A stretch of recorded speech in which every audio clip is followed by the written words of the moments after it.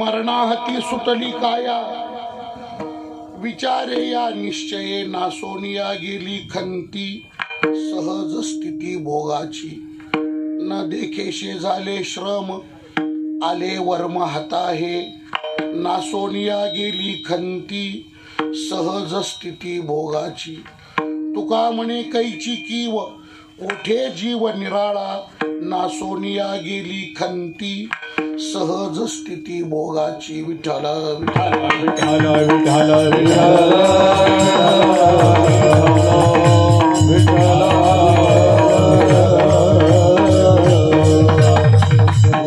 पांडुरंगा करू प्रथम नमन, पांडुरंगा करू प्रथम नमन, पांडुरंगा करू प्रथम नमन, पांडुरंगा करू प्रथम नमन. दुसरे चरणा संतांतिया, संतांतिया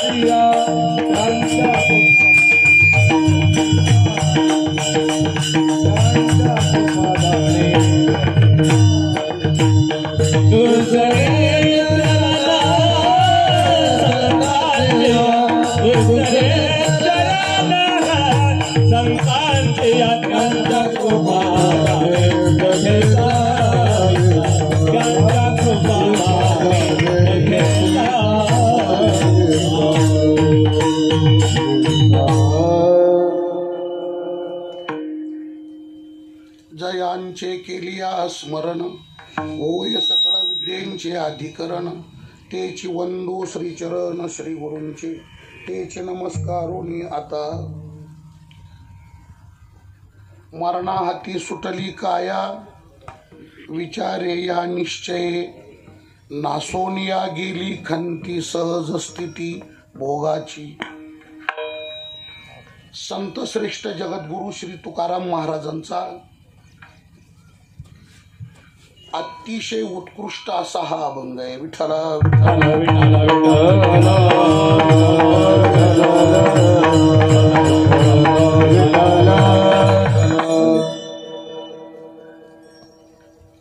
या अभंगामध्ये जगद्गुरु तुकाराम महाराज आपल्या आध्यात्मिक जीवनाचा, पारमार्थिक जीवनाचा, साधनामय जीवनाचा अनुभव व्यक्त करतात.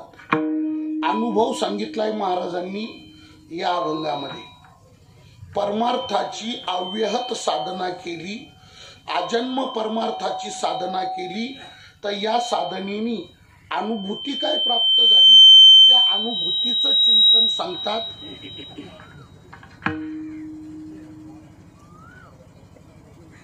असं अनुभूतीचं चिंतन व्यक्त करणारा हा जगद्गुरु तुकोबारायांचा गोड अभंग आहे. विठ्ठल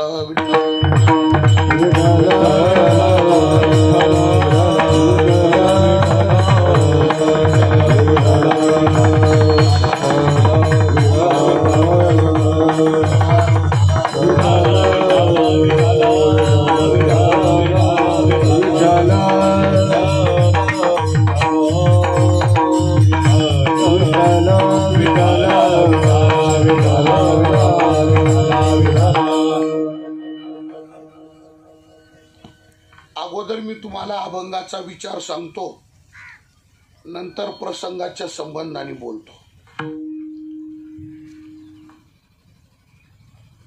महाराजांनी या अभंगामध्ये जो त्यांचा अनुभव सांगितलाय, हा अनुभव आपल्या सर्वांना 100% न पटणारा असा अनुभव सांगितलाय.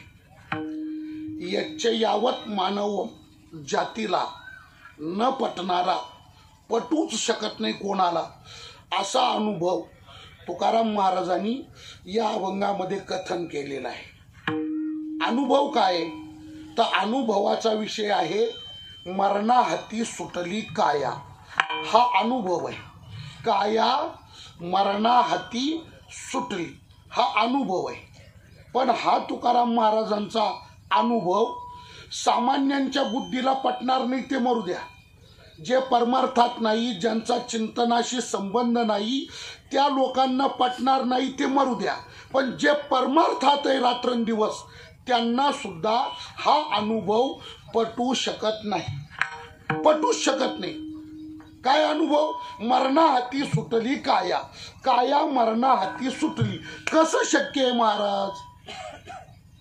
काया म्हणजे मरणाचा संबंध संपला, मरणाचा संबंध विच्छेद झाला, मरणच राहिलं नाही, म्हणजे मरणच मेलं. काया मरणा हाती सुटली. विठ्ठल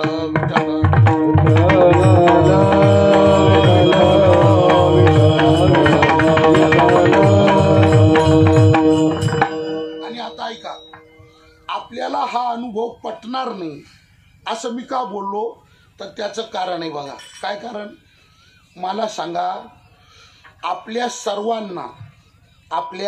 सर्वांना प्रत्येकाला जीवनामध्ये अनुभव मरणाचा आहे का अमरत्वाचा आहे? आजपर्यंत आपण जो अनुभव घेतला हा मरणाचा घेऊ राहिलो का अमरपणाचा घेऊ राहिलो?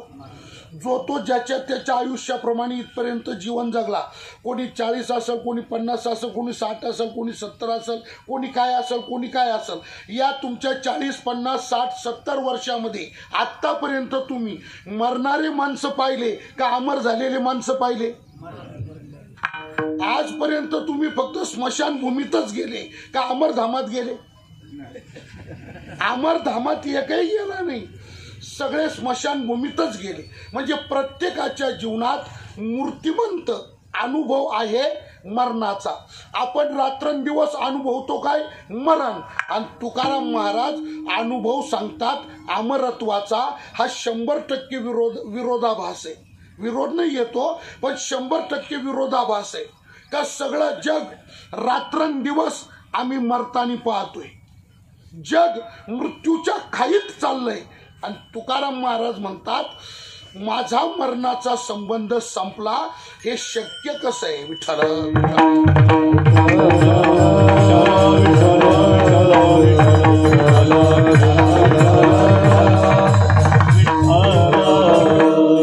पण ऐका, या मृत्यू लोकाचा नियम पण कसा आहे? या मृत्यू लोकाचा अलिखित म्हणजे कुठं लिहिलेला नाही, अलिखित पण अबाधित मृत्यू लोकाचा नियम काय? या मृत्यू लोकाचा अलिखित नियम असं सांगतो का इथे जो जन्माला येतो पर्यायाने त्याला मरावं लागतं, म्हणजे मरावंच लागतं, बस, याला पर्याय नाही. मृत्यू लोकाचा नियम आहे तो, जो जन्माला आला त्याला मरावं लागतं.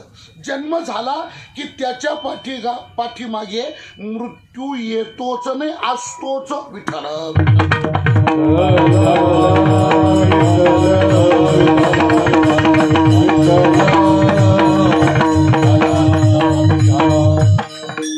तुकाराम महाराजांचं म्हणणं, महाराजच बोलले ऐका, उपजलिया पिंडा मरण सांगाते, उपजते मरते सवेचिते. उपजलिया पिंडा, जो पिंड आईच्या उदरातून बाहेर येतो म्हणजे जन्माला येतो, तो पिंड स्वतःचं मृत्यू मरण घेऊनच जन्माला येतो. चाणक्यांनी नीतीमध्ये 5 गोष्टी सांगितल्या. ऐका, चाणक्यांनी नीतीमध्ये 5 गोष्टी सांगितल्या. चाणक्याचं नीतीमध्ये म्हणणं असं आहे का या 5 गोष्टी प्रत्येकाच्या आयुष्यातल्या, प्रत्येक स्त्री पुरुषाच्या आयुष्यातल्या या 5 गोष्टी त्यावेळी निश्चित झाल्या, ठरल्या त्या ठरल्या, आता त्याच्यात बदल नाही. कोणत्या 5 गोष्टी आणि कुठं निश्चित झाल्या? ज्या दिवशी आपला गर्भ आपल्या आईच्या उदरामध्ये अंकुर रूपाने स्थित झाला, फक्त अंकुर, गर्भ अंकुर रूपाने स्थिरावला, म्हणजे पहिल्या महिन्याच्या पहिल्या दिवसाचा पहिलाच क्षण, ज्या दिवशी आईच्या उदरात गर्भ अंकुर रूपाने स्थिर झाला, त्याच दिवशी त्या गर्भाच्या 5 गोष्टी निश्चित ठरल्या त्या ठरल्या, त्याच्यात बदल नाही. कोणत्या? ऐका, चाणक्य लिहितात आयु कर्मंच वित्तंच विद्या निधने वच पंचैते सृजन्ते गर्भस्थस्य विधेयिना. आयु कर्मंच, वित्तंच, विद्या आणि शेवट सांगितलंय निधन एवच. आणि हे कुठं ठरलं? गर्भस्थस्य विदेहिनः. तो गर्भ पूर्ण तयार झालेला नव्हता, त्याच अवस्थेमध्ये त्याचा मृत्यू ठरलेला आहे. विठ्ठला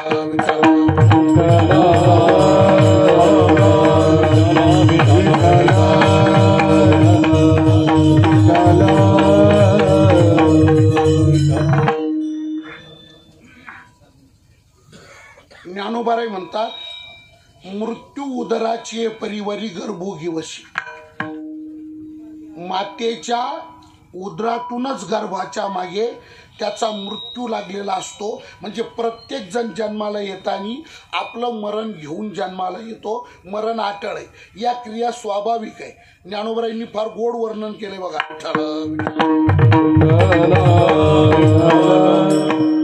एक मिनिट ऐका. जसा सूर्याचा नित्य उदय आणि नित्य अस्त ठरलेला आहे. सूर्याचा उदय आणि सूर्याचा अस्त नित्यत्वानी ठरलेला आहे. तो ठरलेलाच आहे. तो त्याच्या वेळी उदयाला येणार आणि त्याच्या वेळी अस्तमानाला जाणार. याच्यामध्ये कालत्रयी बदल होणे नाही. मग एक मिनिट ऐका. ज्ञानोबाराय म्हणतात, सूर्याचा नित्य उदय नित्य अस्त हा जसा ठरलेलाच आहे, तसं जीवाचं जन्म मरण हे ठरलेलंच आहे. बोलायचंच नाही. ना तरी उदो असतो अपैसे. ज्ञानोबाराय लिहितात, ना तरी उदो असतो अपैसे. हे अखंडित होत जात जैसे. अर्जुना, हे जन्म मरण तैसे अनिवार्य जगी. विठ्ठला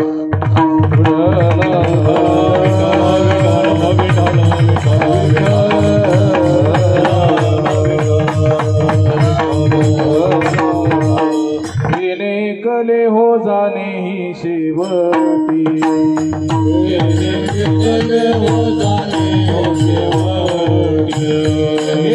राहण्याची नाही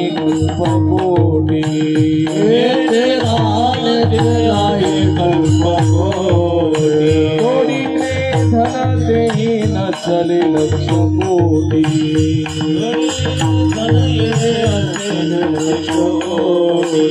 म्हणून आलेली सावळ्याच्या भेटी हो. आता झाला ओ याच्या पायावरी. आता झाला ओ याच्या पायावरी. सावळ्याच्या भेटी हो. आता झाला ओ याच्या पायावरी. निळोबारायांची गवळण काय बोलते ऐका. निळोबाराय बोलतात, येणे एकले हो पण जाणे ही शेवटी. येणे एकले हो पण जाणे ही शेवटी. येथे राहण्याची नाही कल्पकोटी. जोडिले धन तेही न चले लक्ष कोटी. म्हणजे इथं मृत्यू हा अपरिहार्य आहे. आणि सगळ्या परंपरा बघा तुम्ही. श्रीमद भागवताचा 9वा स्कंद जर तुम्ही बघितला तर 9व्या स्कंदामध्ये काय 2 विभाग आहे. आणि 2 विभागात 2 चरित्र आहे. कोणते? एक चरित्र आहे सूर्यवंशाचं आणि एक चरित्र आहे चंद्रवंशाचं. 9व्या स्कंदात दुसरं काही नाही. म्हणजे एक पहिला जो त्याचा पूर्व भाग आहे 9व्या स्कंदाचा, त्याच्यात सूर्यवंशाचं चरित्र आहे. आणि उत्तर भाग जो आहे त्याच्यात चंद्रवंशाचं चरित्र आहे. सूर्यवंश हा प्रभू श्रीरामचंद्राचा आहे आणि चंद्रवंश हा भगवान श्रीकृष्णाचा आहे. आणि काय केलं त्यांनी असं वर्णन केलं, सूर्य त्याचा पोरगा त्याचा पोरगा त्याचा पोरगा त्याचा पोरगा त्याचा पोरगा तो रामापर्यंत आणून ठेवला.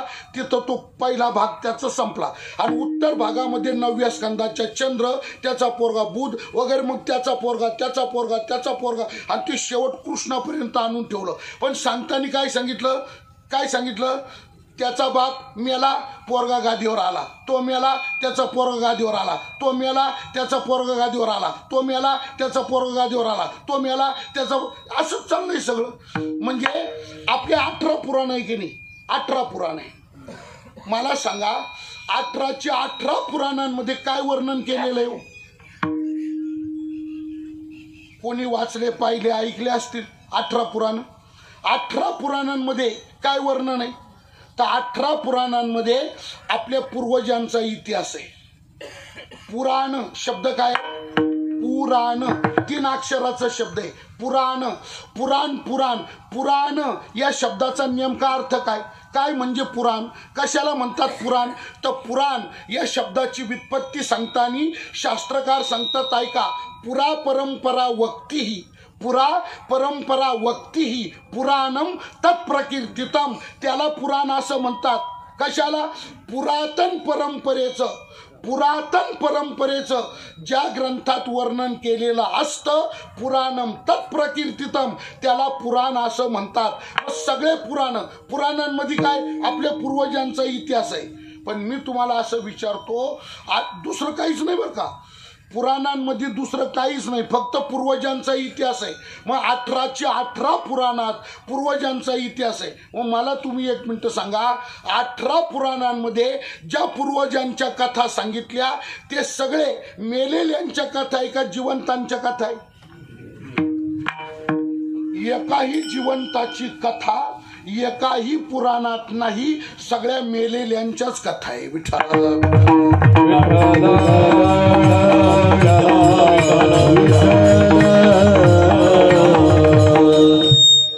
एकच गोष्ट आहे वा, काय? मृत्यू अपरिहार्य आहे, बाकीचा काही विषय नाही. फार बडी बडी मंडळी मेली महाराज, खूप मोठी गेली.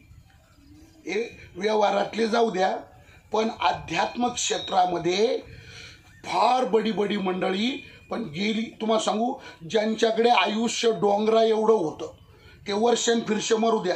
किती आयुष्य होतं? डोंगरा एवढं आयुष्य ज्यांना होतं, पण शेवटी त्यांना सुद्धा मरावं लागलं का? अभंग पाठ आहे सगळ्यांच्या.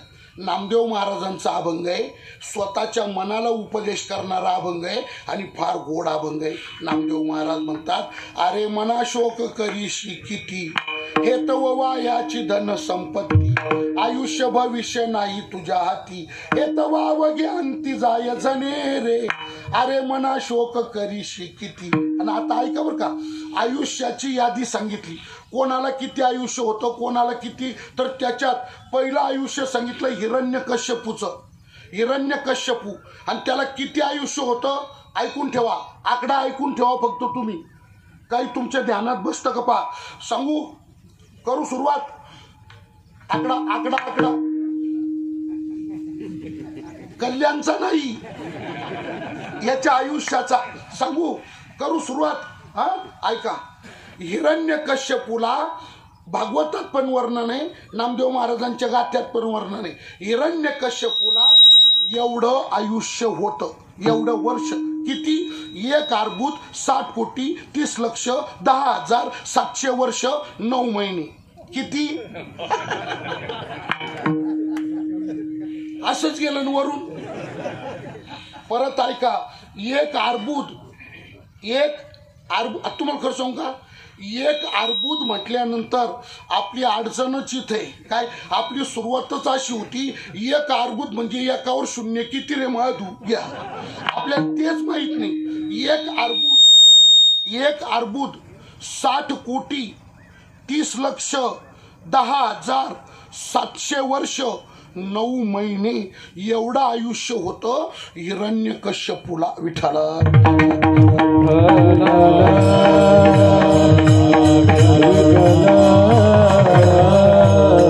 ऐका बरं का, नामदेव महाराज म्हणतात, 1 अर्बुद 60 कोटी देखा,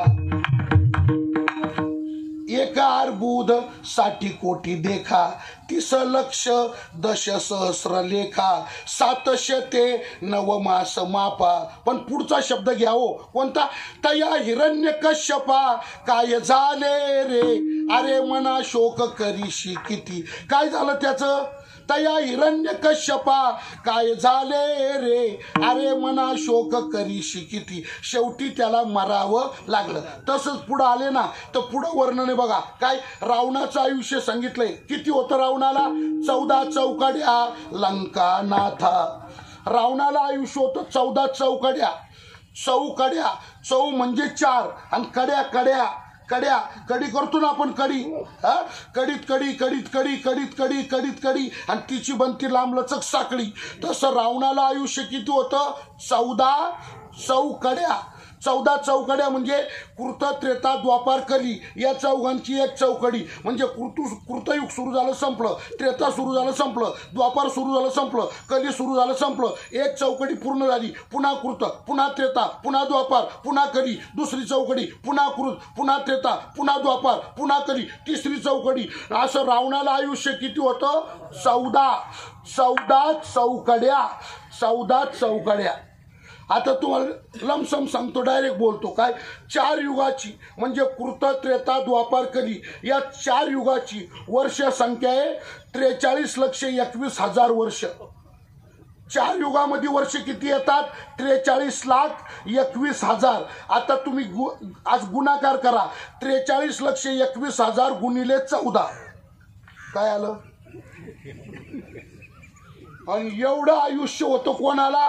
लंकापती रावणाला. पण शेवटी काय झालं? मरावं लागलं. त्याच्या पुढे सांगितलं 99 सहस्र राया दशरथा. प्रभू रामचंद्राचे पिताजी दशरथ राजे, त्यांना आयुष्य होतं 99,000 वर्ष. पण त्यांना सुद्धा मरावं लागलं. 99 सहस्त्र राया दशरथा, पण त्यांना सुद्धा मरावं लागलं. नामदेव महाराज म्हणतात म्हणा यांच्याकडे जरा बघ बाबा काय. 14 चौकड्या लंका नाथा, 99 सहस्र राया दशरथा. पुढचा शब्द ऐका. पण तेही गेले मृत्यू पंथा, मागे सर्वथा कोणी नुरलेची, अरे मना शोक करीशी किती. आता तसंच पुढे या. पुढे जरा डोकेदुखी. आता काय सुरू केलं व तुम्ही? ही डोकेदुखीच आहे आता काय. पुढं ऐका. पुढं गोड आहे. विठ्ठला विठ्ठला विठ्ठला.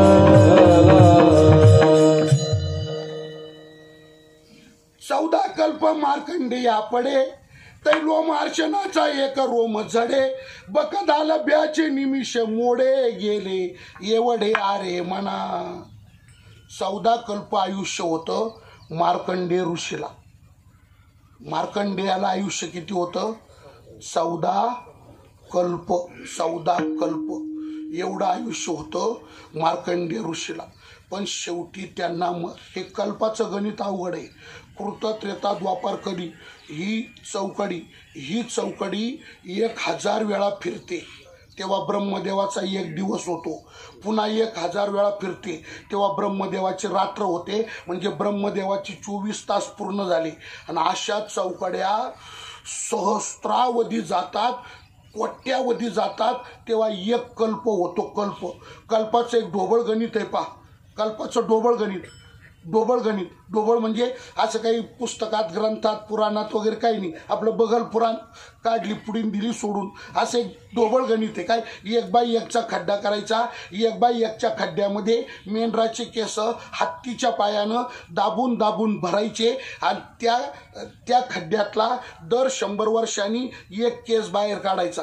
दर 100 वर्षांनी 1 केस बाहेर काढायचा. दर 100 वर्षांनी 1 केस बाहेर काढायचा. आणि असं दर 100 वर्षांनी एक केस बाहेर काढता काढता काढता तो खड्डा पुरा रिकामा होतो. तेव्हा 1 कल्प होतो. आता आपल्या किती पिढ्या लागतील ते तुम्हीच पाहता. पण महाराज 14 कल्प आयुष्य होतं. 14 कल्प कोणाला? मार्कंडेय मुनीला. विठ्ठला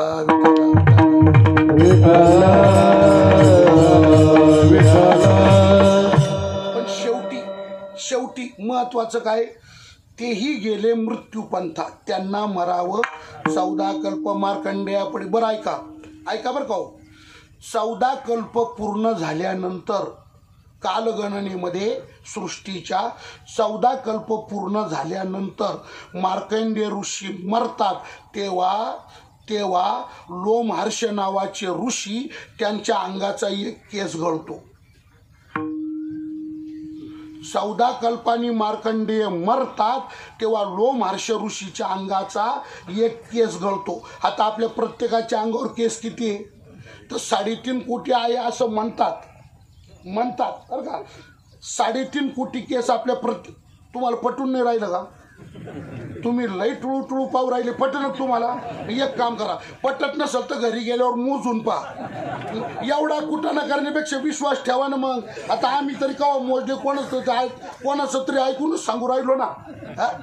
3.5 कोटी केस प्रत्येकाच्या अंगावर आहे असं म्हणतात. मग आता 1 मिनिट पुन्हा कॅल्क्युलेशन करा. एक केस गळायला, अंगावरचा एक केस गळायला 14 कल्प, तर 3.5 कोटी केस गळायला किती कल्प? तेवढं आयुष्य होतं लोमहर्ष ऋषीला. 14 कल्प मार्कंडेया पडे तर लोमहर्षणाचा एक रोम झडे. आणि ऐका, 14 कल्पांनी एक करून सगळे केस गळून जेव्हा लोमहर्ष ऋषी मरतात तेव्हा बकदालभ्य ऋषीचा एक श्वास होतो.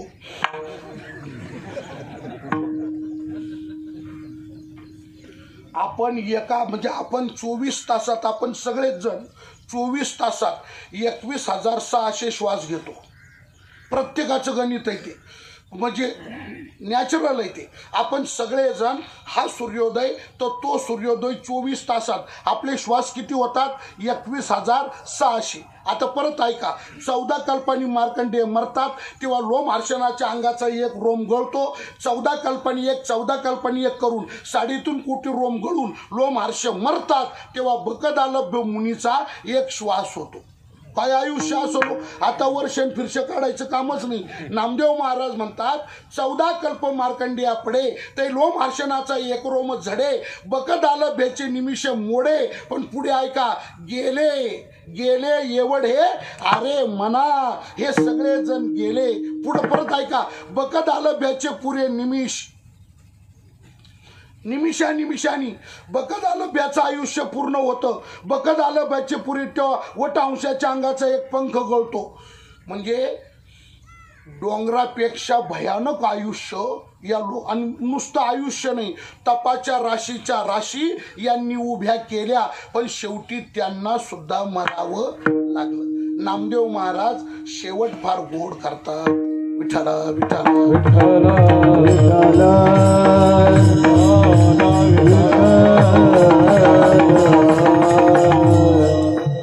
मरणांत पुरे भृशुंडीचा तो एक दिवस कुर्माचा, नामा विनवी केशवाचा, वेगी विठोबाचा पंथ धरा. मला तुम्हाला काय बोलायचंय, एवढे तपस्वी, एवढे आयुष्यमान, पण शेवटी त्यांना मरावं लागलं. ऐका नाही. आता 2 नंबरचं म्हणजे मी तुम्हाला काय सांगतो ऐका, मरण अपरिहार्य आहे. अजून एक ऐका, काय महाराज, सामान्यांची गोष्ट जाऊ द्या, ज्या ईश्वराने शबल ब्रह्म ते निर्गुण ब्रह्म ते मायेचा अंगीकार करून ईश्वरत्व अवस्थेला येतं आणि तिथून ते अवतार धारण करतं. मग शबल ब्रह्म मायाकृत म्हणजे ते उपाधियुक्त बनतं, मायोपाधीत येतं आणि नंतर ते नाना प्रकारचे अवतार धारण करतं. असे भगवंतानी जे अवतार या सृष्टीमध्ये धारण केले त्या सर्व अवतारांना सुद्धा हा मृत्यूलोक सोडावा लागला. म्हणजे या मृत्यूलोकाच्या नियमाला देव सुद्धा अपवाद राहिलेला नाही. या सृष्टीमध्ये देवादिकाचे अवतार सुद्धा अपवाद ठरले नाही महाराज. त्यांना मृत्यूलोकाच्या नियमाप्रमाणे हे लोक सोडावा लागला. येथे नाही उरो आले अवतार. त्यांना थांबता आलं का? फक्त आता एक आहे बरं का, काय ऐका, मोठ्यांच्याबद्दल उद्धटासारखं बोलायचं नसतं. मोठ्यांच्याबद्दल भाषा आदराची वापरायची असती, आदबीनं बोलावं लागतं, मान राखावा लागतो. त्याच्यामुळं सामान्यांसारखं असं उद्धट बोलणं मोठ्यांच्याबद्दल बोलता येत नाही. म्हणून प्रभू रामचंद्र निजधामाला गेले. प्रभू रामचंद्र निजधामाला गेले. आता मला तुम्ही सरळ अर्थ सांगा, निजधामाला गेले. ऐका बरं का, निजधामाला गेले याचा सरळ अर्थ काय झाला? हा प्रभू रामचंद्र निजधामाला गेले. निजधामाला गेले म्हणजे मेले. भगवान श्रीकृष्ण निजधामाला गेले म्हणजे मेले. पण मोठ्यांच्या बाबतीत उद्धटासारखं बोलता येत नाही ना, अशी शब्द वापरता येत नाही ना, म्हणून निजधामाला गेले. रामचंद्र निजधामाला गेले, भगवान कृष्ण निजधामाला गेले, पांडुरंगिरी मेले, सामान्य माणसं मेले आणि मोठे माणसं निजधामाला गेले. आता काय राहतं बरं का, अर्थ तोच, अर्थात काही बदल नाही बरं का, अर्थ तोच. निजधामाला गेले काय आणि मेले काय, अर्थ तोच, अर्थात काही बदल नाही, फक्त भाषा थोडी वेगळी वापरली. कधी कधी असं करावं लागतं. तुम्ही एक मिनटं, गरीबाच्या घरात एखादा असं थोडासा कमी बुद्धीचा जर माणूस असला, बावळट माणूस, तर सगळं गाव येड्यात काढतं. येडं आहे, बावळट आहे, बावळट आहे, येडपट आहे, येडं आहे, सगळं गाव येड्यात काढतं. आणि श्रीमंताच्या घरात, जागीरदार कोट्याधीशाच्या घरात ठार येडा असला तर त्याला कोणी येडं म्हणत नाही. मग रावसाहेबांचा स्वभाव बोळा आहे, बोळा म्हणजे बावळटच. अर्थ तोच. अर्थात काही बदल झाला का? रस्त्याने चालताना केळाच्या सालपटावर पाय पडला, पाय घसरून एखादा गरीब माणूस पडला तर सगळं गाव निब्बर आपटला, रपकन आपटला, सपकन आपटला, धपकन आपटला, मुळीसारखा आपटला, डांगरावाने आपटला, सगळं गाव आपटला. आणि श्रीमंत जागीरदार कोट्याधीशाच्या घरचा माणूस धावत्या घोड्यावरून रपकन आपटला तर कोणी आपटला म्हणत नाही. मग रावसाहेब घोड्यावरून सटकला म्हणजे आपटलाच. अर्थात काही बदल झाला का? तसं रामचंद्र निजधामाला गेले, कृष्ण परमात्मा निजधामा. याचा अर्थ काय? याचा अर्थ मला एकच तुमच्या पुढे मांडायचा आहे का देवादिकाचे अवतार सुद्धा या लोकाच्या मृत्यू या नियमाला अपवाद ठरले नाही. मग त्यांना सुद्धा जावं लागलं. जपी तपी गेले, आयुष्यवंत गेले, भगवंत सुद्धा गेले. इथं थांबताच येत नाही महाराज, मरावंच लागतं.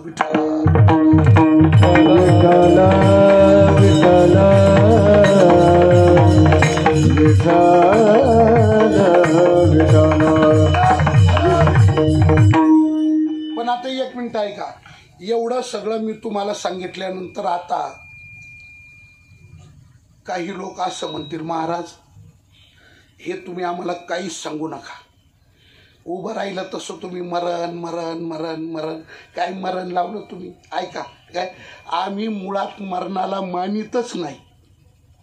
एक जण काय म्हटला, आम्ही मरणाला मानितच नाही. विठ्ठल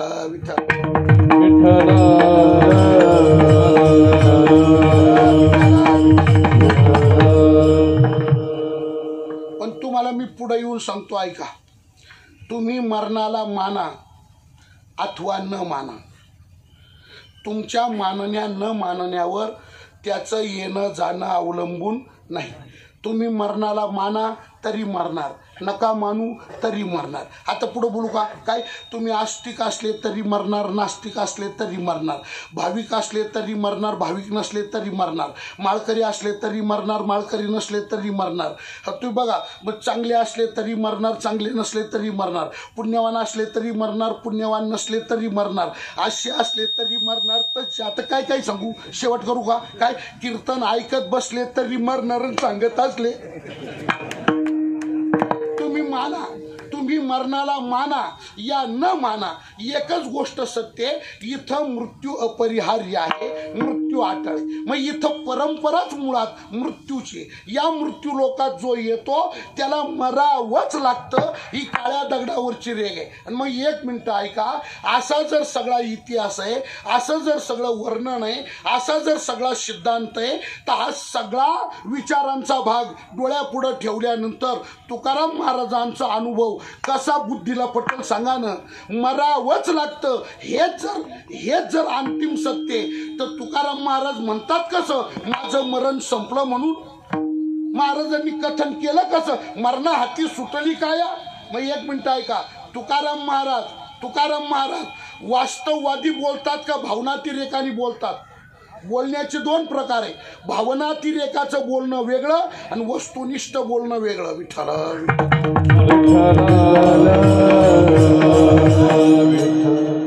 वस्तुनिष्ठ बोलणं त्याला म्हणतात, जशी वस्तुस्थिती आहे तसंच प्रतिपादन करणं, तसंच वक्तव्य करणं याला म्हणतात वस्तुनिष्ठता. आणि भावनानिष्ठता काय? वस्तुस्थिती जशी आहे तसं न बोलता काही बोलत राहणे याला म्हणतात भावनातिरेक. भावनानिष्ठता म्हणजे भावनेचा अतिरेक असतो. विठ्ठल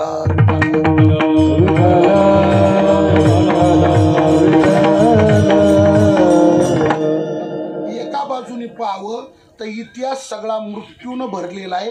आणि तुकाराम महाराज म्हणतात माझं मात्र वेगळं झालं. काय? माझी काया मरणाच्या हातून सुटली. मरणाहाती सुटली काया, मरणाहाती सुटली काया, मरणाहाती सुटली काया,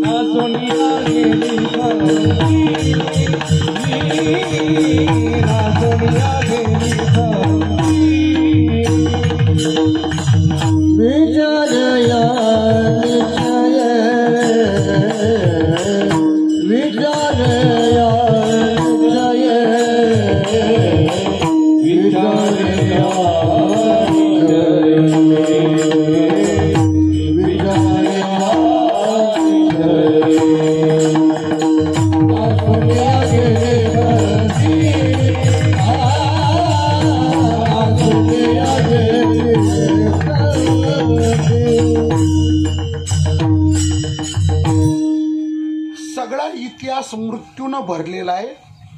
वर्तमान मृत्यूनं भरलेला आहे. सगळ्या जिवंत माणसांना रोज मृत्यूचा अनुभव येतोय. आणि एवढं सगळं असताना सुद्धा तुकाराम महाराज मात्र सांगतात माझं मरण संपलं. मरणाहाती सुटली काया, काया मरणाहाती सुटली. कसं शक्य आहे? भल्या भल्यांना जर ते जमलं नाही तर तुकाराम महाराज तुमचं मरण संपलं म्हणता हे पटणं कसं शक्य आहे? विठ्ठला तुकाराम महाराज म्हणतात ऐका, तुम्हाला पटो, तुम्हाला पटो अथवा न पटो, तुम्हाला पटो अथवा न पटो, माझा मात्र अनुभव हाच आहे. अनुभव हाच आहे. काय?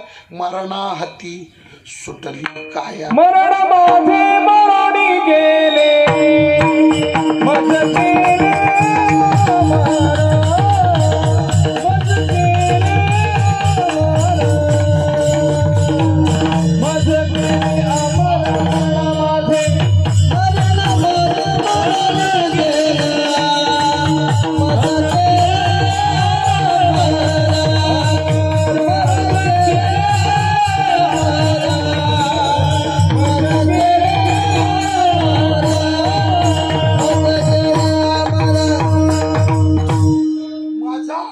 मात्र तुम्हाला पटो न पटो, माझा अनुभव मात्र हाच आहे. मरण माझे मरोनी गेले, माझं मरण संपलं. नेमकं काय? तर एक मिनिट ऐका. तुकोबाराय सांगतात माझं मरण संपलं, माझी काया मरणाच्या हातून सुटली. याचा अर्थ असा आहे बरं का, शास्त्रामध्ये मृत्यूचे दोन प्रकार आहे, मरणाचे दोन प्रकार आहे. आपाततः मृत्यू आणि वास्तव मृत्यू. मरणाचे प्रकार दोन, आपाततः मृत्यू आणि वास्तव मृत्यू. वास्तव मृत्यू वेगळा आणि आपाततः मृत्यू वेगळा. आपण जो अनुभवतो हा आपाततः मृत्यू, हे खरं मरणच नाही, हे खरं मरणच नाही. मग हे फक्त बदल आहे. हा या शरीरातून निघणे आणि कर्मगतीप्रमाणे पुढच्या शरीरात जाणे, हा चेंजेस आहे फक्त. हा चेंज आहे फक्त, हा बदल आहे. हे खरं मरणच नाही, हे मरणच नाही. मग एक मिनिट ऐका. काय? ज्या दिवशी ज्या दिवशी एका शरीरातून निघून कर्मगतीप्रमाणे दुसऱ्या शरीरामध्ये प्रविष्ट होणं ही प्रक्रिया थांबेल ते खरं मरण आहे.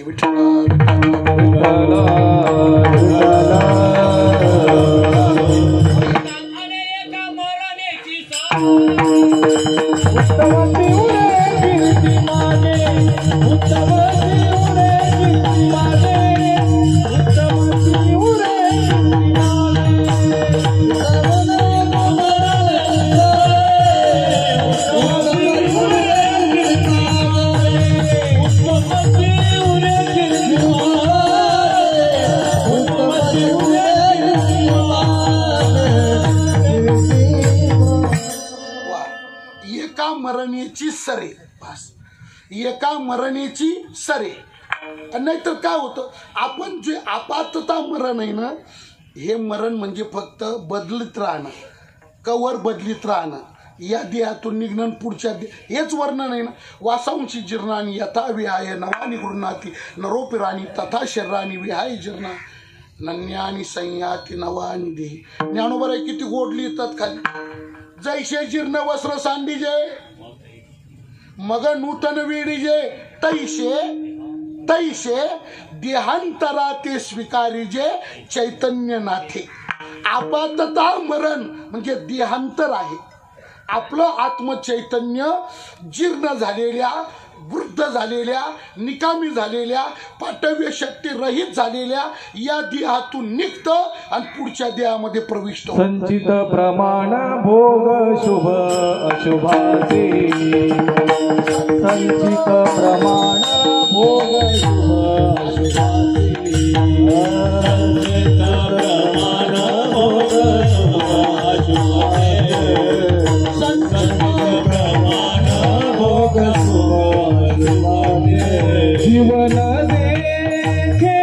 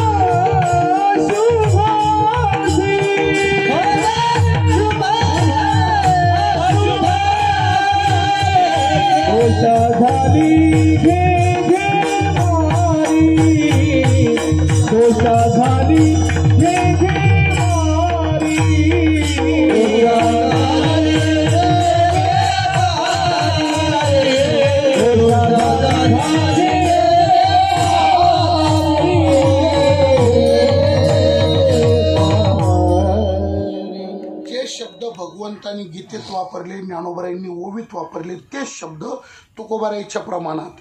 भगवान म्हटले वासांशी जीर्णानी यथावी आहे. ज्ञानोबराय म्हणतात जीर्ण वस्त्र सांडीजे मग नूतन वेडीजे. तुकोबाराय म्हणतात जीवन देखे मरण धरी नवी सांडी जीर्ण, जीर्ण सांडी आणि नवी धरी. विठ्ठल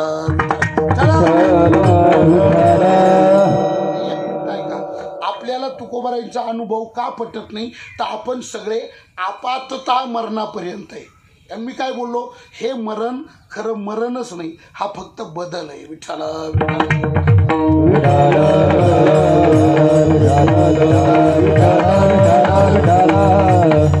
मग खरं मरण काय काय का? अज्ञानाच्या अविद्येच्या योगानं शुद्ध ब्रह्मचैतन्याच्या ठिकाणी जो जीवात्व भाव निर्माण झाला, तो जीवत्व भाव त्याचा पूर्णता निराश होणे, जीवत्व भावाचा पूर्णता निराश होणे आणि पुन्हा ते चैतन्य आपल्या मूळ रूपात ब्रह्मस्वरूपात विलीन होणे, याचं नाव आहे मरण. परब्रह्म स्वरूपाची प्राप्ती, परब्रह्म स्वरूपाची प्राप्ती जीवाला होणं, याचं नाव आहे मरण. तुकोबाराय म्हणतात मी माझ्या साधनेने त्या अवस्थेला गेलो. विठ्ठल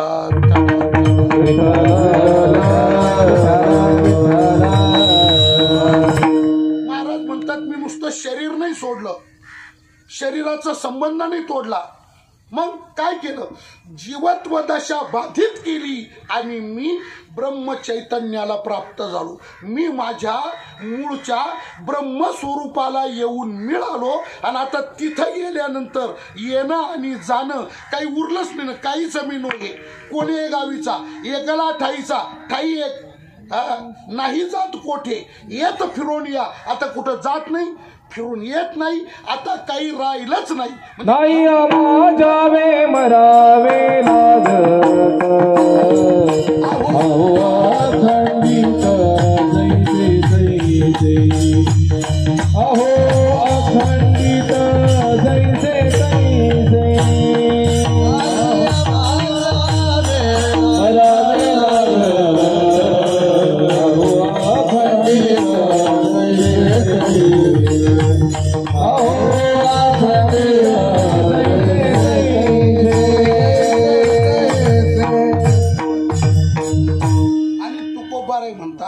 साधनेच्या योगाने परब्रह्म स्वरूप अवस्था प्राप्त झाली. त्याच्यामुळं आता मला पुन्हा येणं जाणं उरलं नाही. म्हणून मरणाहाती सुटली काया, माझी काया मरणाहातून सुटली. बरं बरं बरं, ठीक आहे महाराज, तुम्ही परब्रह्म स्वरूप झाला म्हणून तुमचं मरण संपलं, मान्य. पण आता एक सांगा, का ही अवस्था मरण संपण्याकरता, परब्रह्मरूप होण्याकरता तुम्ही उपाय नेमका काय केला, साधन नेमकं काय केलं? असं काय साधन आहे का जे साधन जीवाचं मरणच संपवून टाकतं, पुन्हा त्याला मरण शिल्लकच राहू देत नाही, ते मरणालाच मारून टाकतं? असं नेमकं साधन काय? कोणत्या साधनेने तुम्ही या अमर अवस्थेला, अमरत्व स्थितीला प्राप्त झाला? साधन काय? तुकाराम महाराज साधन सांगतात, या साधनेने. कोणत्या? विचारे या निश्चय, विचारे या निश्चय, या विचारे निश्चये काया मरणाहाती सुटली. महाराज म्हणतात, माझ्या बुद्धीनं विचाराचा निश्चय केला आणि विचाराच्या निश्चयाने माझं मरण संपलं. विठ्ठला विठ्ठला. साधन काय? साधन आहे विचार. साधन काय म्हणजे? परत ऐका, अमर होण्याकरता, मरणाचा संबंध तोडण्याकरता साधन काय? साधन आहे विचार. फक्त विचाराचा निश्चय बुद्धीनं केला आणि विचाराच्या निश्चयाने मरणाचा संबंध संपला. या विचारे निश्चये काया मरणाहाती सुटली. अरे, विचाराच्या निश्चयाने मरण संपलं. महाराज, हा विचार नेमका कोणता आहे? हा काय विचार आहे? का जो विचाराचा निश्चय मरणच संपवतो, हा विचार नेमका कोणता आहे? तर तुम्हाला सांगतो बघा, काय जगामध्ये अहोरात्र विचार फक्त 3च गोष्टींचा होतो. विचारामध्ये पदार्थ 3च आहे, विचारामध्ये वस्तू 3च आहे. सदा सर्व काळ जगामध्ये विचार फक्त 3च गोष्टींचा चालतो. परत ऐका, विचारात चौथी गोष्ट नाही, विचारात 4 नंबरची चौथी गोष्ट नाही. विचार होतो रात्रंदिवस फक्त 3च गोष्टींचा. कोणता? ऐका, सदा विचार एक तस्मात जीव जग परात्मना, या तिघांचा विचार चालतो. जीव, जग आणि परमात्मा. परमात्म्याचा विचार, जगाचा विचार आणि जीवाचा विचार. या विचाराच्या कक्षेत चौथा पदार्थ नाही, चौथी वस्तू नाही. विचार फक्त तिघांचा, जीवाचा, जगाचा आणि परमात्म्याचा. मग आता महाराज तुम्ही आम्हाला असं सांगा, जीवाच्या विचाराच्या निश्चयाने काया मरणा हातून सुटली, जगाच्या विचाराच्या निश्चयाने काया मरणा हातून सुटली, का परमात्म्याच्या विचाराच्या निश्चयाने काया मरणा हातून सुटली? कोणत्या विचाराचा निश्चय? तुकाराम महाराज म्हणतात, ऐका, जीवाच्या विचाराच्या निश्चयाने मरण संपलं नाही, जगाच्या विचाराच्या निश्चयाने मरण संपलं नाही, आणि पुन्हा ऐका, परमात्म्याच्या विचाराच्या निश्चयाने सुद्धा मरण संपलं नाही. परमात्म्याच्या विचाराच्या निश्चयाने संपलं नाही, जगाच्या विचाराच्या निश्चयाने संपलं नाही, जीवाच्या विचाराच्या निश्चयाने संपलं नाही, आणि विचारात चौथा पदार्थ नाही, चौथी गोष्ट नाही. मग विचार कोणता? तुकाराम महाराज म्हणतात, याच्या पलीकडे एक विचार आहे. माझ्या बुद्धीनं त्या विचाराचा निश्चय केला आणि त्या विचाराने माझं मरण संपलं. या विचारे निश्चय काया मरणा हाती सुटली. अरे कोणता विचार आहे मग हा? तर ऐका, या विचाराचं नाव आहे आत्मबोध. या विचाराचं नाव काय? आत्मबोध. स्वस्वरूपाचं यथार्थ ज्ञान, स्वतःच्या स्वरूपाचं होणारं यथार्थ ज्ञान, आणि त्या यथार्थ ज्ञानाचा बुद्धीनं केलेला निश्चय जीवाला परब्रह्मरूप करतो आणि जन्म मरणातून बाहेर काढतो. विठ्ठला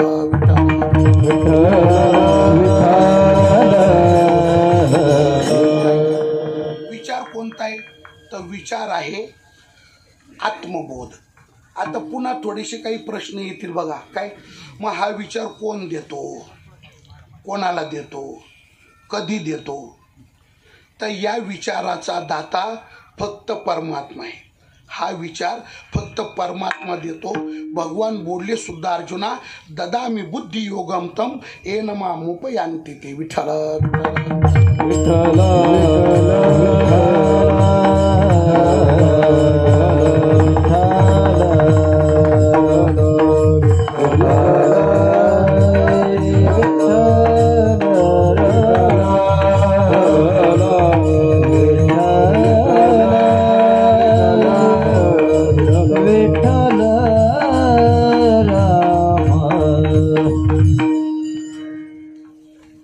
बुद्धियोगम ददामी.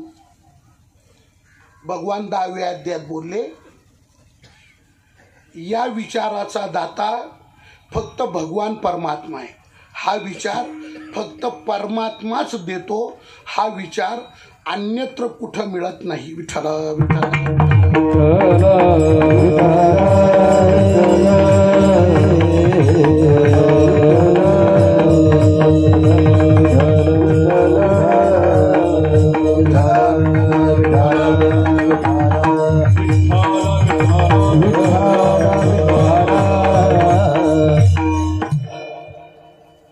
हा आत्मबोध नावाचा विचार, ज्या विचाराचा निश्चय मरणाचा कायमचा संबंध तोडून टाकतो, स्वरूपाला मरणातीत बनवतो, हा आत्मबोध नावाचा विचार फक्त परमात्मा देतो.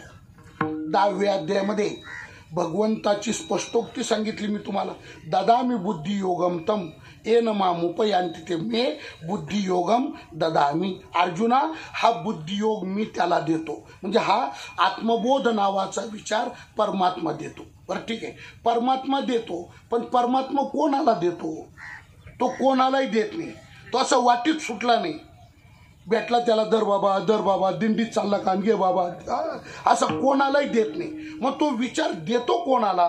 परमात्मा तो विचार फक्त त्या भक्ताला देतो. कोणत्या? ऐका, त्या भक्ताचे लक्षणं सांगितले 8व्या अध्यायात. या लक्षणाने युक्त जो भक्त असेल, परमात्मा हा विचार त्याला देतो. विठ्ठल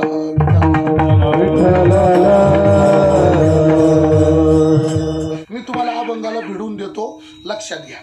कसं विचार मी तुम्हाला असा सांगितला, हा विचार परमात्मा देतो. कोणाला देतो? तर त्या लक्षणेमध्ये जो भक्त बसतो त्याच भक्ताला परमात्मा हा आत्मबोध नावाचा विचार देतो. त्याच्याकरता 8व्या अध्यायाचा 14व्या नंबरचा श्लोक मी तुम्हाला बोललो बघा. काय? अनन्य चेता सततम योमाम स्मरती नित्यशः तस्याहं सुलभ पार्थ नित्ययुक्तस्य योगिनाः. भगवान म्हणतात, अर्जुना, अनन्य होऊन, माझ्याशी अनन्य होऊन जो सदा सर्व काळ माझं चिंतन स्मरण करतो, अनन्य चेता हा आणि नित्यशः माम स्मरंती.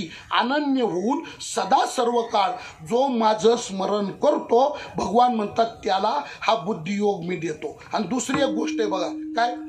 जो निरपेक्ष भावनेतून, म्हणजे निरपेक्ष बुद्धीनं जो भगवंताची उपासना स्मरण चिंतन करतो, अशा निरपेक्ष भक्ताला परमात्मा हा आत्मबोध नावाचा विचार देतो. विठ्ठला इथं 3 गोष्टी महत्वाच्या बरं का. कोणत्या? अनन्यता, सातत्यता आणि निरपेक्षता. निरपेक्षता तर अति महत्वाची, अनन्यता जेवढी महत्वाची, निरपेक्षता तेवढीच महत्वाची. उलट तुम्हाला सांगतो ऐका, निरपेक्षता हे परमार्थाचं नाक आहे. परमार्थाचं नाक आहे. भावार्थ रामायणात नाथ महाराजांचं प्रसिद्ध वचन आहे. नाथ महाराज म्हणतात परमार्थाचे मुख्य बीक निरपेक्षता ते नाशिक. निरपेक्षता नाशिक म्हणजे आमचं नाशिक नाही, नाक नाक निरपेक्षता ते नाशिक. परमार्थाचं नाक आहे निरपेक्षता. ज्याच्या सेवेमध्ये ज्याच्या परमार्थामध्ये निरपेक्षता नसेल त्यांनी स्वतःला नकट समजावं. बिगर नाकाचा विठ्ठला विठ्ठला. निरपेक्षता सर काय निरपेक्षता आहे महाराज. विठ्ठला विठ्ठला. 12व्या अध्यायात भक्तांची मालिका सांगताना भगवान बोलले अनपेक्ष सुचिर दक्ष उदासीनो गतव्यता. आणि त्या श्लोकाखाली ज्ञानोबारांनी लिहिलं जयाचे ठाई पांडवा अपेक्षे नाही रिगावा सुखाशी चढावा.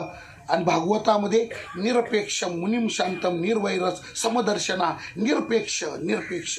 भागवतामध्येच एक असं सुंदर कथा भाग आहे बघा. काय त्या हिरण्यकश्यपूला नरसिंह भगवंतांनी मारलं. त्याचं मोठं आतडं काढलं, लहान आतडं काढलं, दोन्ही आतडे गळ्यात अडकवले, रक्ताने माखले सगळे परमात्मा नरसिंह भगवान. आणि तांडव करायला लागले, खूप अकांड तांडव करायला लागले. खूप असं आक्रस्त म्हणजे भयानक क्रोध झाला.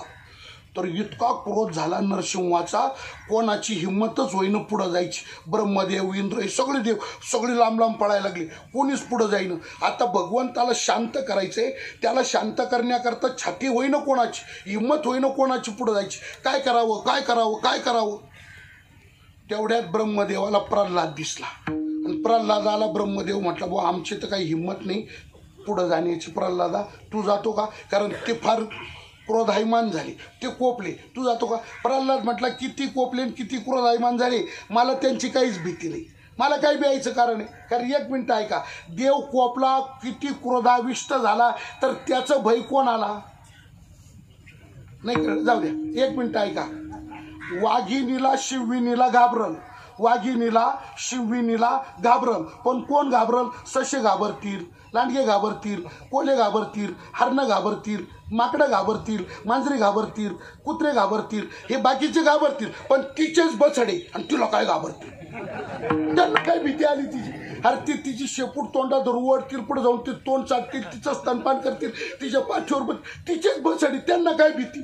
तसं भगवान किती क्रोधाविष्ट झाला तर त्याची भीती दैत्यांना त्याच्या भक्तांना काय भीती हो. महाराज म्हणतात विठ्ठला विठ्ठला. तो काळाचा काळ जरी झाला तर दैत्यांकरता भक्तांना काय आम्हाला की सोपा दैत्या काळ कृतांत. प्रल्हाद म्हटला काय हरकत नाही मी जातो. आणि प्रल्हाद पुढं गेला. त्या नरसिंह भगवंतानी तांडव करताना प्रल्हादाला समोर पाहिलं. आणि प्रल्हादाला पाहिल्याबरोबर पटकन त्यांनी प्रल्हादाला उचललं, कडेवर घेतला आणि देवाचा राग शांत झाला. ज्ञानोबाराय म्हणतात नाम प्रल्हाद उच्चारी तया सोडवी नरारी. उचलून घेतला कडेवरी भक्त सुखे निमाला. है की नाही. शांत झाला परमात्मा, शांत झाला. आणि नंतर तो परमात्मा प्रल्हादाला म्हटला प्रल्हाद भद्र भद्रमते, हे प्रल्हादा काहीतरी माग काहीतरी माग. प्रल्हाद म्हटला नको देवा मला काही. अरे नाही म्हटले बाळा मागावं लागतं काहीतरी. प्रल्हाद म्हटलं नको देवा मला काहीच नको, लागतच नाही, इच्छाच. अरे तुला कळत नाही त्वम बालिश हा बालिश मते. आता हे भागवतातले शब्द आहे पण या ठिकाणचे नाही, ती वेगळ्या ठिकाणचे. जाऊ द्या, पण त्यांच्या तू बाल आहे.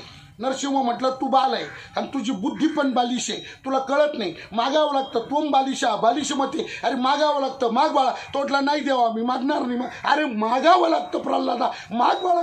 नाही देवा नको. शेवटी प्रल्हादाने विचार केला मी 100 वेळा नको म्हणतो आणि हा मागच म्हणतो. 100 वेळा मी याला नको म्हणतो, हा तीनदा पुन्हा पुन्हा परत मला मागच म्हणतो. शेवटी प्रल्हाद देवाला म्हटला देवा एकदा सांगून तुला कळत नाही का रे. मराठीत कळत नाही, इंग्लिशमध्ये सांगू तुला. अरे नकोय बाबा मला. तरी पण नरसिंह भगवान म्हटला नाही प्रल्हादा मागावंच लागतं बाळा, माग. आता काय करावं. शेवटी प्रल्हादाला देवाचा पुन्हा राग आला आणि प्रल्हाद देवाला म्हटला देवा एक मिनिट ऐक. काय काय लावलं तू माग माग लई देणार लागून गेला अगं का प्रल्हाद देवाला बोलतो काय हिंमत असेल पा लई देणार लागून गेला का तू एक काम कर देवा म्हणजे काय तुलाच काही लागत असेल तर माझ्याकडे माग एवढं पोरगो जगाच्या बापाला सांगते मालकाला त्रैलोक्याच्या तुलाच काही लागत असेल तर माझ्याकडे माग पण तो देव आहे महाराज त्यांनी काय प्रल्हादा बघ बर का तू माग म्हटलं तर मी मागल तू माग म्हटला तर मी मागल पण जे मी मागितलं ते तुला द्यावं लागल मागितल्यानंतर देवा आज कसं मागे असं बोलता येणार नाही अजून विचार कर माणसानी शब्द द्यायच्या आधी विचार करायचा प्रत्येकाने जीवनात लक्ष हे सूत्रच लक्ष कोणालाही शब्द देण्याच्या आधी विचार करायचा शब्द देऊन विचारात पडायचं नाही विचार करून शब्द द्यायचा गाथ्यात महाराजांचा अभंग आहे विचारतो वचना आधी म्हणजे आधी विचार करायचा मग वचन द्यायचं बोलायला उभं राहिलं म्हणजे काही भसाभसा बोलायचं नाही आधी विचार करायचा आपल्याच्यानी शक्य होईल का जमेल का विचारतो वचनाआधी आणि मग शब्द द्यायचा तसं बोलायचं नाही बघ प्रल्हाद विचार कर आणि बाय वचना फिरे आधम ते जन नारायण तो नव्हे वचनाला फिरतात ते आधम असतात वचन मी नाही बोललो तुकाराम महाराज बोलतात वचना फिरे आधम ते जन वचन देतो आणि पूर्ण करीत नाही तो आधम असतो बोल विचार कर प्रल्हाद म्हटला देवा माग दिलंय वचन तुला माग काय मागायचं मागशील ते देतो मागू मागतो बरं हा माग देवा माग आणि मग भगवंतानी प्रल्हादाकडं मागितलं काय भगवान म्हटले प्रल्हादा माझी एकच इच्छा आहे सांग ना देवा काय इच्छा तू माझ्याकडं काहीतरी मागावं माझी एवढीच इच्छा पूर्ण कर मला बाकी काय आता प्रल्हाद विचारात पडला प्रल्हाद म्हटला चतुरा तू शिरोमणी तू मला शब्दात गुरफटवलं मी माग म्हटलं तू काय मागितलं मी तुझ्याकडे काहीतरी मागावं एवढीच इच्छा तू प्रगट केली प्रल्हाद म्हटला मागतो आता तोही त्याचाच भक्त आहे प्रल्हाद म्हटला मागतो देवा चाल मागतो आणि मग नरशिवाला आनंद झाला बोलणं काय देऊ तुला प्रल्हाद म्हटला देवा एकच द्या काय मरेपर्यंत कोणाकडे काही मागायची बुद्धी होऊच नाही असं द्या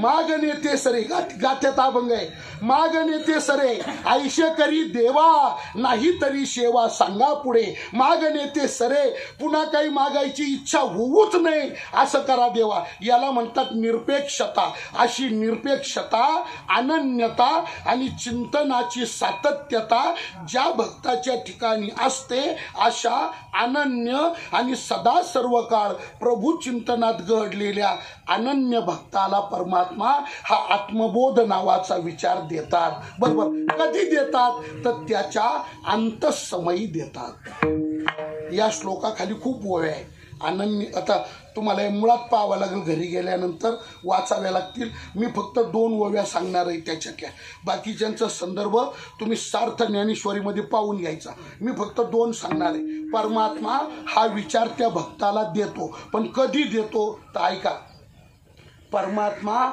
हा विचार त्या भक्ताला त्याच्या मृत्यूच्या काळी देतो त्याच्या देहांताच्या वेळी देतो काय करतो परमात्मा पहिली ओवी ऐका भगवान म्हणतात अर्जुना ते ऋणवैपण देखोनी अंगी मी आपुल्याची उत्तीर्णत्वा लागी भक्ताची या तनु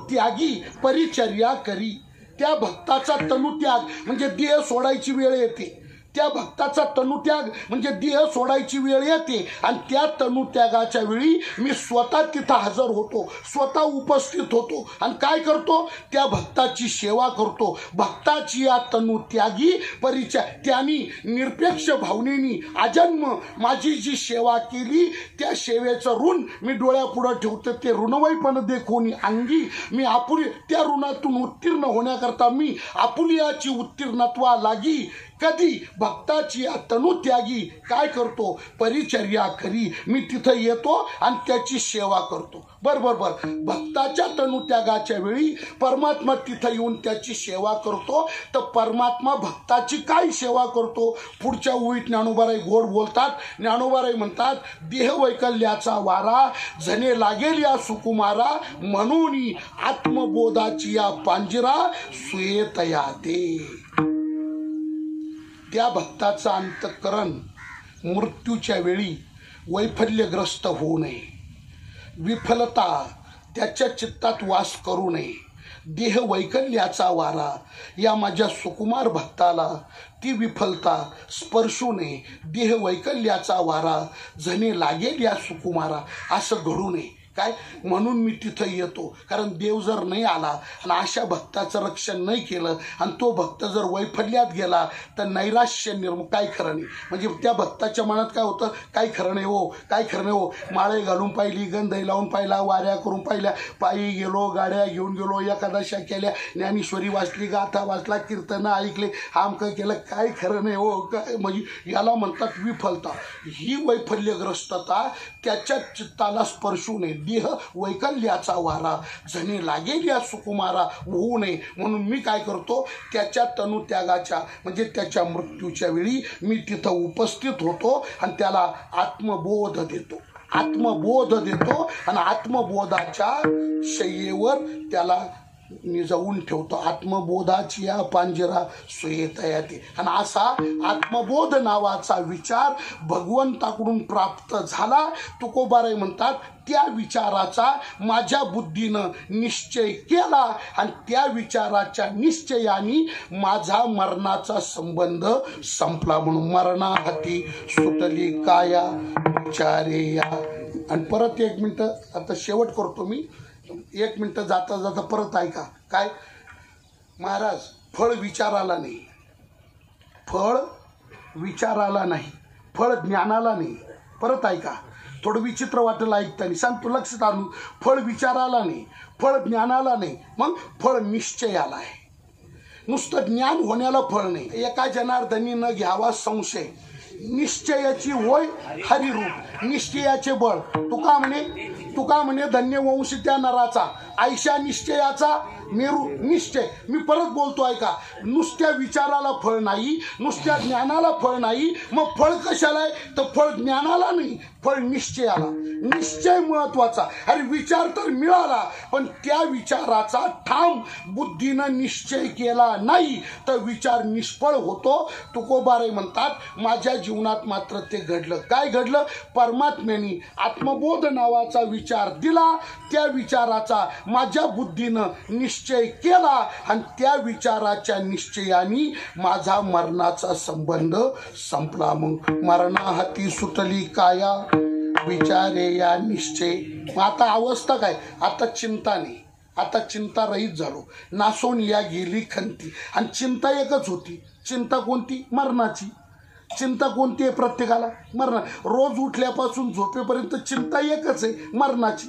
आहे की मरणाची चिंता. आता मला सांगा, मरणाची जर चिंता नसती तर आपण शुगरच्या गोळ्या नित्य खाल्ल्या असत्या का, बीपीच्या गोळ्या नेहमी खाल्ल्या असत्या का, डॉक्टरकडे 7 वेळा गेलो असतो का. मग चिंता कशाची आहे, बीपी वाढू नये, शुगर वाढू नये, हाय होऊ नये, लो होऊ नये. चिंता कशाची आहे, चिंता फक्त मरण्याची. काही काही माणसं नित्य नियमाने व्यायाम करतात, एक्झरसाईज. माझ्याकडे नका पाहू, काय सांगतो की ऐका फक्त. तुम्हाला माहिती व्यायामाची बॉडी आहे बॉडी. पण काही माणसं नित्य नियमाने जॉगिंग करतात, काही ट्रेकिंग करतात, मॉर्निंग वॉक करतात, 7-7 किलोमीटर जातात, 7-7 किलोमीटर जातात तरी मरतात. काही माणसं खुराक खातात. आता खुराकाचे प्रकार 2 आहे. आपला म्हणजे वारकऱ्यांचा खुराक वेगळा, काजू बदाम अक्रोड पिस्ता गावरान तूप खारीक खोबरं खुराक खातात, लाडू बनवतात, लाडू बनवून खातात, काही तर कायम खुराक खातात. चालू काही काही माणसं व्यायाम करतात, काही खुराक खातात, काही माणसांनी सेपरेट डॉक्टर ठेवलेला आहे, स्पेशल डॉक्टर. त्या डॉक्टरने रोज सकाळ संध्याकाळी यायचं आणि चेकिंग करून जायचं. काय तपासायचं? शुगर लेवल काय आहे, BP लेवल काय आहे, ECG काय परिस्थिती आहे, आमकं काय. रोज सकाळ संध्याकाळ त्यांनी तपासायचं. मग त्या श्रीमंत माणसांना डॉक्टर रोज तपासायला येतो, रोज तपासून जातो आणि तपासता तपासता तपासता एका दिवशी डॉक्टरच मरतो. मग हा काय राहतो? हा राहतो का? हाय मरतो, डॉक्टरही मरतो. मग महाराज, चिंता फक्त एकच आहे, मृत्यूची. अखंड चिंता प्रत्येकाला फक्त मरणाची, आणि त्या मरणाचा संबंध संपला. त्याच्यामुळे आता चिंताच राहिली नाही ना. मग महाराज म्हणतात ना, सोनिया गेली खंती. आणि आता जे उरलंय ना ते फक्त सहज अवस्था आहे ती. आता जे काही जीवन उरलं हे जीवन म्हणजे सहज अवस्था, सहज स्थिती भोगाची. एक मिनिट आहे का, तुमच्या माझ्या जीवनातही भोग आहे, पण आपला भोग सहज नाही. आपला भोग सहज नाही आणि त्यांचा भोग मात्र सहज आहे. ही सहज अवस्था अत्यंत महत्वाची. सहज आनंद, सहज. आपल्याला सहज कुठे आहे? आपला भोग मारून मुटकून. आता दशक्रिया आटोपल्यानंतर पंक्ती बसतील आणि काही बुंदी फिंदी काय असलं, वाढणार आला बुंदी बुंदी बुंदी, माणसाला घेऊ का नको, खाऊ का नको, घेऊ का नको, खाऊ का नको, का शुगर वाढली तर. म्हणजे आपण मारून मुटकून भोग भोगतो. त्यांचा सहज भोग आहे आणि तो ब्रह्मानंदाचा भोग आहे. त्या ब्रह्मानंदाचा भोग सहज अवस्थेमध्ये प्राप्त झाला. आता चिंताच नाही. ना सोनिया गेली खंती, सहज स्थिती भोगाची. आणि तुकोबारे म्हणतात बघा काय गंमत आहे. काय आता न देखेशे झाले श्रम. आता दुःखाचं दर्शनच नाही. भूत भविष्य वर्तमान सगळ्या दुःखाचे पाश तुटले. आता दुःखाचं दर्शनच नाही. आत्यंतिक नाश झाला त्याचा, दुःखाचं दर्शनच नाही. आणि हे कशामुळं घडलं तर आत्मबोधाच्या विचाराचा निश्चय हे वर्म हातात आलं, त्याच्यामुळं घडलं. म्हणून देखेशे झाले श्रम, आले वर्म हात आहे. आता काय उरलं? आता उरलंच नाही. आता काय झालं? आता तुकोबारे म्हणतात परब्रह्म स्वरूप अवस्था झाली. आता काही उरलं नाही. तुका म्हणे कैची की कुठे जीवन निराळा, नासोनिया गेली खंती, सहज स्थिती भोगाची. ठोबार कुमाई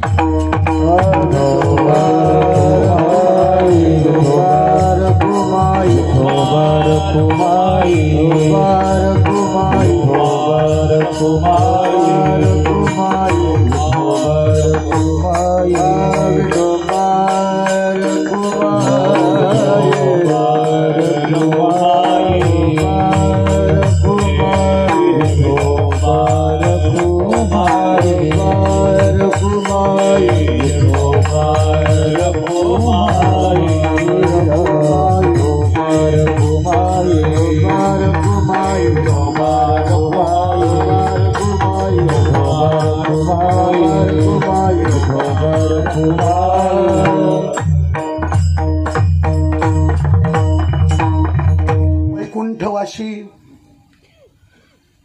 परमपूज्य ज्ञानोबा बाबूरावजी सोडके उर्फ आपल्या सर्वांचेच परमप्रेमास्पद असलेले, आपल्या सर्वांच्या पारमार्थिक जीवनाचे मार्गदर्शक असलेले आदरणीय पूजनीय श्रद्धेय श्री हरिभक्तीपरायण माऊली काकांच्या दशक्रिया विधीच्या निमित्ताने आपण सर्वजण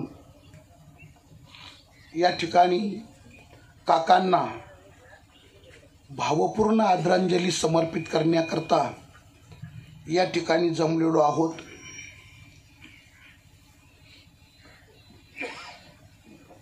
आपल्या या संपूर्ण विभागामध्ये श्रीगोंदा तालुका, कर्जत तालुका, दौंड तालुका, जामखेड तालुका, नगर तालुका, पारनेर तालुका, शिरूर तालुका, करमाळा तालुका या संपूर्ण आणि फक्त हे तालुकेच नाही तर बृहन महाराष्ट्रामध्ये काकांचं वारकरी संप्रदायाच्या क्षेत्रात फार मोठं नाव आहे. आणि काकांची वारकरी संप्रदायामध्ये फार फार वाखाणण्यासारखी सेवा आहे. वारकरी शिक्षण संस्थेमध्ये आपलं सगळं अध्ययन पूर्ण करून संपूर्ण ज्ञानेश्वरी 9033 ओव्या मुखोद्गत करून काकांनी आपल्या पारमार्थिक सेवेच्या जीवनाचा आरंभ केला. 1983 साली त्यांचा आणि माझा पहिला संबंध आला. राहुरी तालुक्यामध्ये आरडगाव या गावी माघ शुद्ध दशमीच्या उत्सवात काका ज्ञानेश्वरी पारायणाचं व्यासपीठ चालवायला होते आणि तिथे आम्ही 8 दिवस सप्ताहाला म्हणून थांबलेलो होतो. आणि तिथे काकांचा आणि आमचा 83 साली म्हणजे फेब्रुवारी 1983 काकांचा आणि आमचा संबंध आला. आणि तिथून पुढे तो संबंध आजतागायत जसाची तसा आमच्याकडून पण आणि त्यांच्याकडून पण टिकवण्याचा सातत्याने प्रयत्न झाला.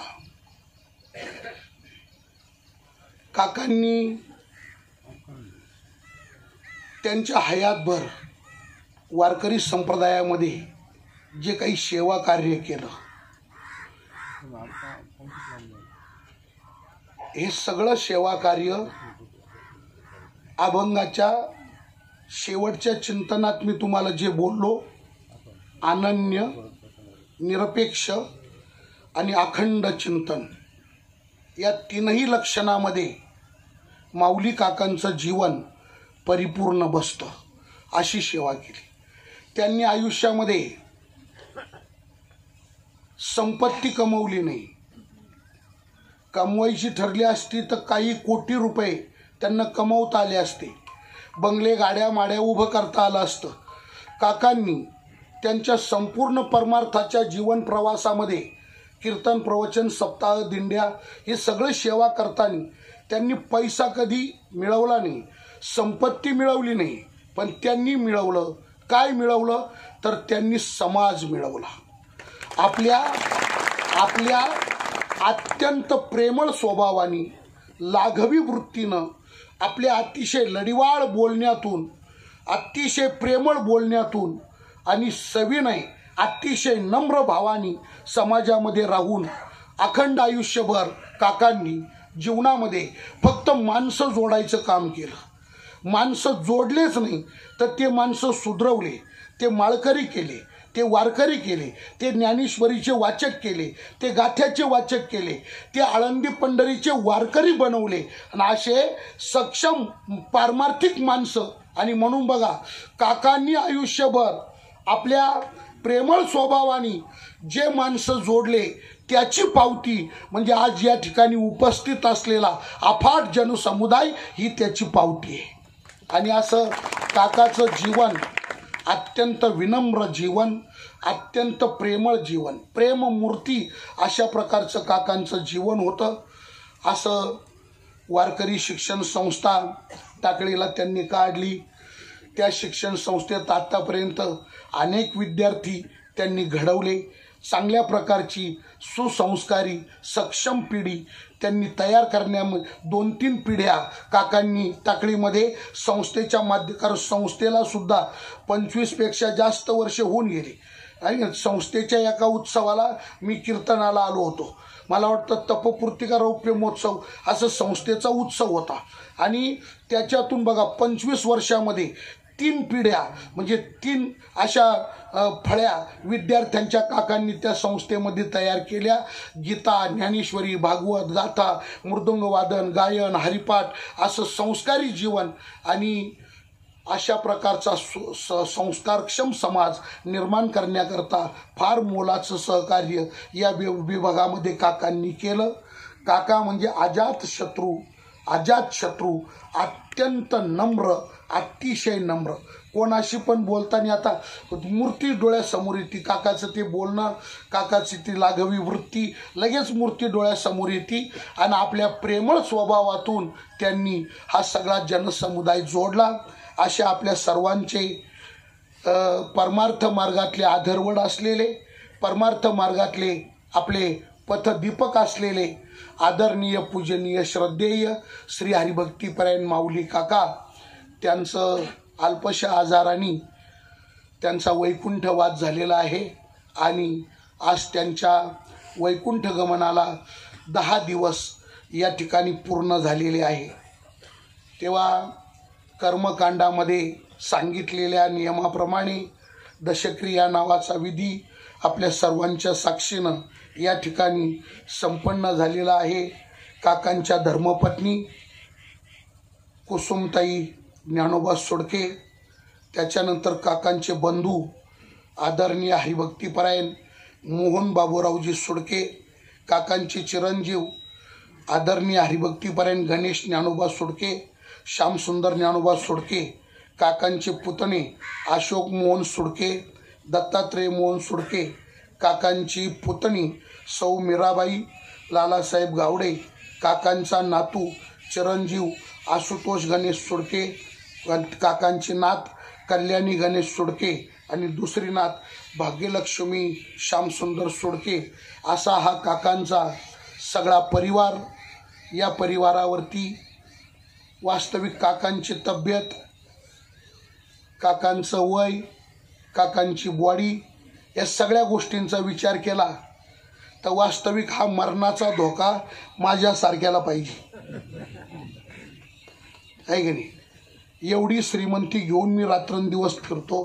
काका मला वाटत नाही काकाचं वय 50-55, काकाचं वजन वेट काकाचं वजन 50-55 60च्या पुढं असेल असं मला काही वाटत नाही। 60च्या पुढं तर 100% काकाचं वजन नाही, वयसुद्धा फार नाही, वजनसुद्धा काही नाही, परंतु प्रारब्ध गतीपुढे कोणालाच जाता येत नाही आणि म्हणून अल्पशा आजाराचं निमित्त झालं आणि काकांचा वैकुंठवास झाला।